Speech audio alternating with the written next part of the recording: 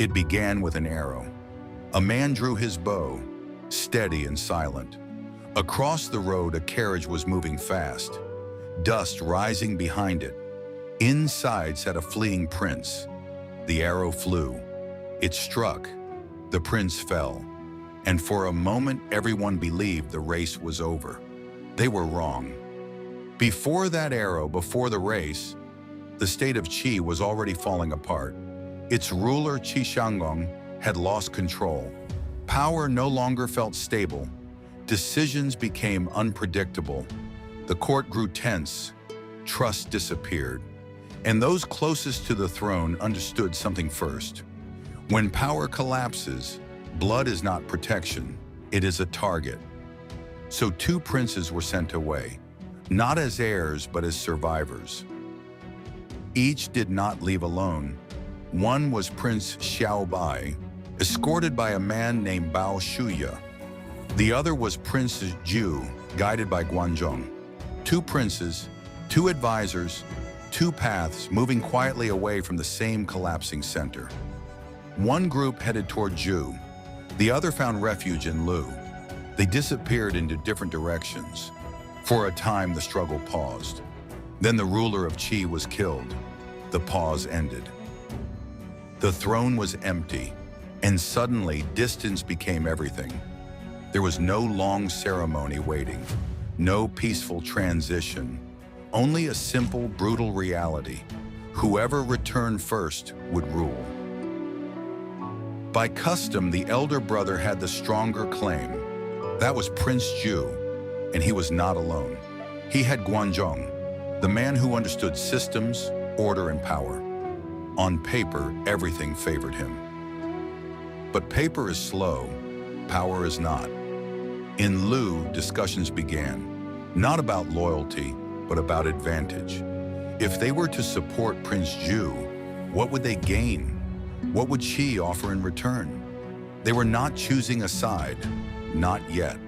They were watching, measuring, waiting to see which outcome would benefit them most. Time passed. Talks continued. No one moved.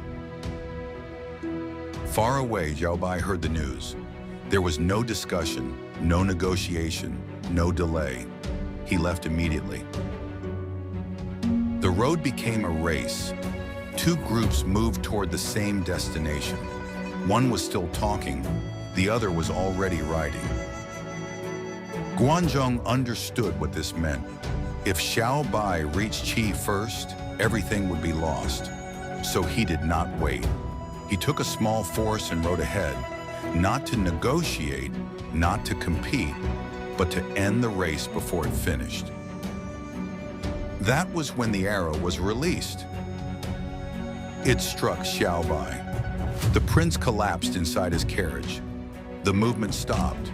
Silence followed. From a distance, it looked final, a clean, decisive end. Guanzhong watched. He saw the fall, the blood, the stillness. He made his judgment. The threat was gone. To him, the race was already decided. There was nothing left to hurry for. He turned back. What he did not see was that the arrow had not killed. It struck a metal clasp beneath Xiaobai's robe, deflecting just enough to spare his life. The impact still drove the breath out of him. Pain spread across his chest.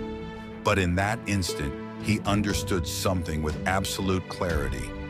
If he moved, he would die. So he did something desperate. To deceive Guanzhong, Xiaobai bit down on his own tongue. Blood spilled out immediately, warm and convincing. From a distance, it looked complete, convincing, final. His men reacted immediately. No shouting, no panic. They lifted him and moved. And they did not slow down. They abandoned anything that was not essential. No heavy baggage, no full escort, only speed. They rode through the night, changing horses when they could, not stopping when they should. Every moment mattered now, because what they carried was not just a man, but a lie that had to reach the capital before the truth caught up. Behind them, the race had already changed. In Lu, the urgency faded. There was no reason to rush. Their opponent was dead. The outcome felt secure. So they moved, but without pressure, without speed. One side was escaping death. The other believed the danger was over. They were not running the same race anymore. Xiao Bai reached Qi first. He entered the capital, and he took the throne. He became Qi Huan Gong. By the time Prince Ju arrived, it was already finished. There was no throne left to claim, only consequences. Backed by Lu, Ju attempted to fight, but the balance had shifted. Qi was now united under a king. Lu was not. Pressure came quickly, not through speeches, but through force. Lu made a decision. They executed Prince Ju, and they handed over Guanzhong. The man who had fired the arrow was now a prisoner. He was taken back to Qi, bound, defeated, alive. He did not argue. He did not resist. Everything about his position pointed to one conclusion. He had served the rival. He had tried to kill the king. He had failed. In most stories, this is where he dies. But this story does not follow that logic. Bao Shuya spoke. He did not ask for mercy. He did not defend the past. He said something simpler. Guanzhong was the most capable man in the state. If Qi wanted strength, real strength, it needed him. This was not a moral argument. It was a calculation. The king listened. He had every reason to refuse. The memory of the arrow was still fresh. The man who fired it now stood in chains before him. For a moment, he almost gave the order. Power usually protects itself. It removes threats. It punishes disloyalty. It remembers. But here, something else happened. The king made a decision. He chose not to kill Guanzhong. He chose to use him. Chains were removed. Position was given. Authority was transferred. The man who tried to end his life was now responsible for strengthening his rule. And Guanzhong accepted, not as a servant of friendship, but as a man who understood exactly where power now stood. Bao Shuya could have taken that position. He was loyal, trusted, proven. But Guanzhong refused that path, not out of humility, but clarity. He knew the difference between recognizing talent and wielding it. One man could see ability in others. The other could build a state. So the roles settled where they truly belonged. Under Guanzhong, Qi changed.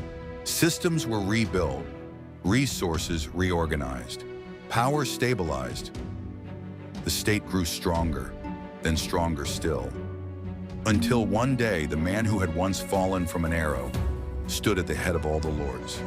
Qi became dominant, and its ruler became the first hegemon of the spring and autumn period.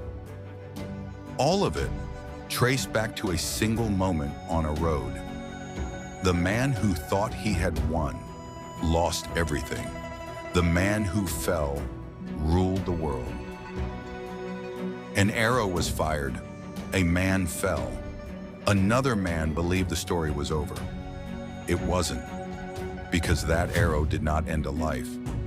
It changed a decision, and that decision changed everything. If you want to hear more strange but true stories from Chinese history, subscribe to Imperial Absurdity.